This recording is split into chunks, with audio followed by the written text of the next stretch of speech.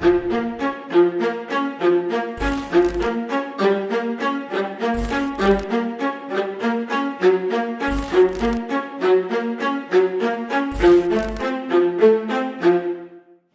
pers tidak sedang baik-baik saja. Keberlanjutan industri media konvensional juga menghadapi tantangan berat. Saya mendengar banyak mengenai ini, bahwa sekitar 60% belanja iklan telah diambil oleh media digital, terutama platform-platform asing. Ini sedih loh kita.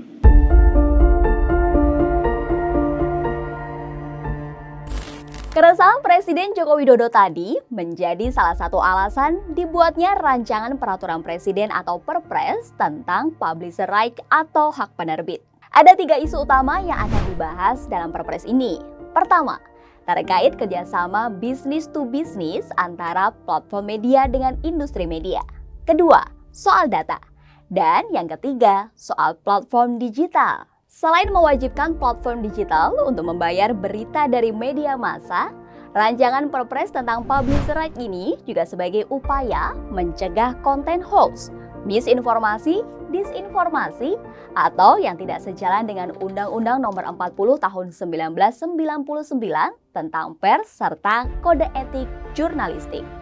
Namun, apakah upaya pemerintah dalam menciptakan ekosistem pers yang berkualitas ini akan berjalan mulus atau malah menjadi bumerang? Mengingat platform digital asing masih belum sejalan dengan regulasi yang dirancang pemerintah saat ini. Sobat bisnis, inilah Fokus.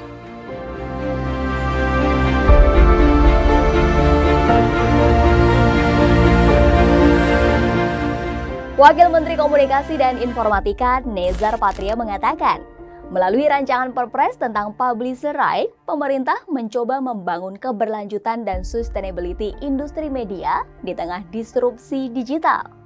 Nezar menyatakan, secara umum, Perpres publisher right mengatur terkait konten-konten berita yang dihasilkan oleh perusahaan pers. Kemudian, platform juga bisa melakukan semacam filtering mana konten yang sifatnya news, mana yang bukan. Dan yang news inilah yang dikomersialisasikan.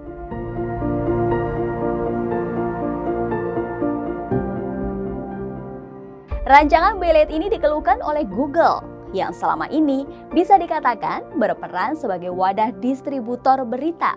Vice President Government and Public Policy untuk Asia Pasifik Google, Michaela Browning menyampaikan kekecewaannya terkait aturan rancangan ini. Michaela menyatakan, kami khawatir bahwa jika disahkan tanpa perubahan, rancangan terbaru Perpres tentang jurnalisme berkualitas yang tengah diusulkan saat ini tidak dapat dilaksanakan. Alih-alih membangun jurnalisme berkualitas, peraturan ini dapat membatasi keberagaman sumber berita bagi publik karena memberikan kekuasaan kepada sebuah lembaga non-pemerintah untuk menentukan konten apa yang boleh muncul online dan penerbit berita mana yang boleh meraih penghasilan dari iklan.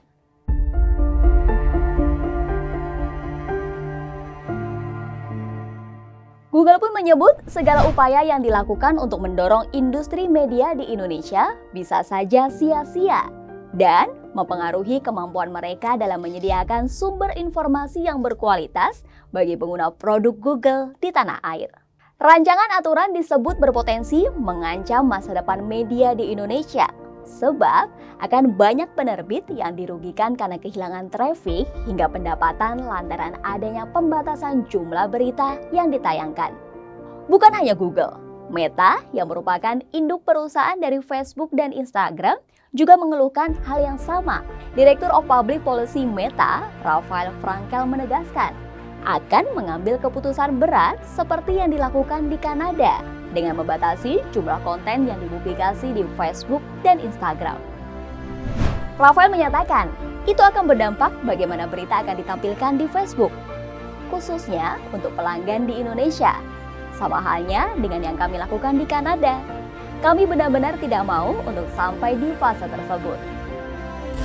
Untuk itu, Meta meminta pemerintah Indonesia mempertimbangkan solusi yang paling menguntungkan seiring dengan aturan rancangan publisher right.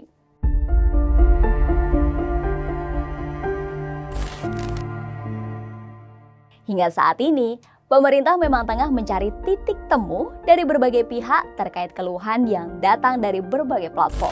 Hal ini diungkapkan Direktur Jenderal Informasi dan Komunikasi Publik Kementerian Komunikasi dan Informatika Usman Kansong. Urgensi pemerintah merancang aturan publisher right pun lantaran platform dianggap memonopoli, memonetisasi, dan mengkomersialisasikan berita yang didistribusikan. Konten yang didistribusikan pun dinilai sengaja dipilih berdasarkan algoritma mereka.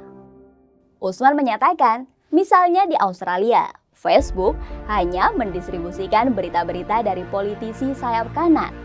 Mereka memblokir berita yang bernuansa politik sayap kiri. Ini menunjukkan bahwa platform digital tidak hanya berfungsi sebagai distributor, tetapi juga mengontrol akses ke informasi. Aturan publisher right juga dibutuhkan pemerintah untuk memastikan sektor jurnalisme bisa mendapatkan kompensasi dengan baik.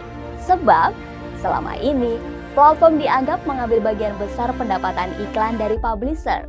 Salah satu negara dengan contoh terbaik yang mampu mendorong pembayaran kompensasi secara adil kepada publisher adalah Australia. Staf pengajar jurnalistik di Universitas Multimedia Nusantara UMN, Ignatius Haryanto menyebut, Australia menjadi salah satu negara yang berhasil menjalankan regulasi.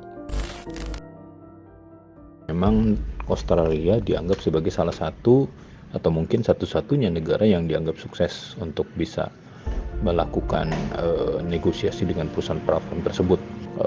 Mungkin saya membayangkan karena di situ ada kekuatan dari raja media seperti Rupert Murdoch begitu ya, yang bisa membawa kemudian negosiasi dengan para perusahaan platform tersebut begitu.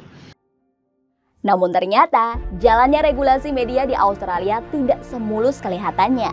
Pemerintah Australia pernah mendapat kritik lantaran regulasi ini dinilai hanya dinikmati media besar saja.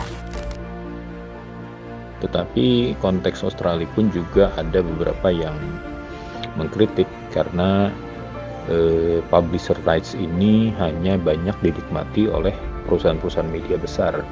Sementara perusahaan-perusahaan media yang kecil relatif tidak mendapatkan apa-apa dari publisher rights seperti itu, begitu ya.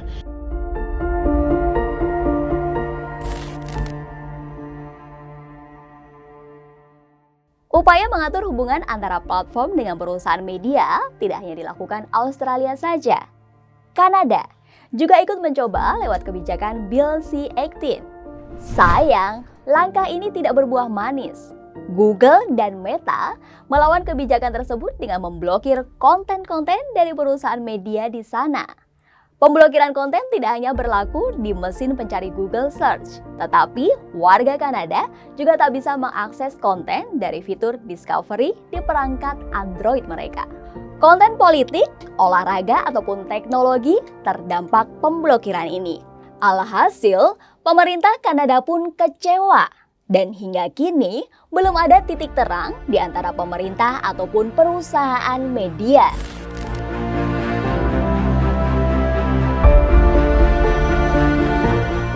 Melihat pengalaman negara-negara tersebut, pemerintah sejatinya dapat belajar pengalaman dari Australia dan Kanada. Sebab, bagaimanapun tantangan dari aturan rancangan publisher right ini akan menjadi pekerjaan rumah bagi pemerintah, mengingat model bisnis media di Indonesia beragam.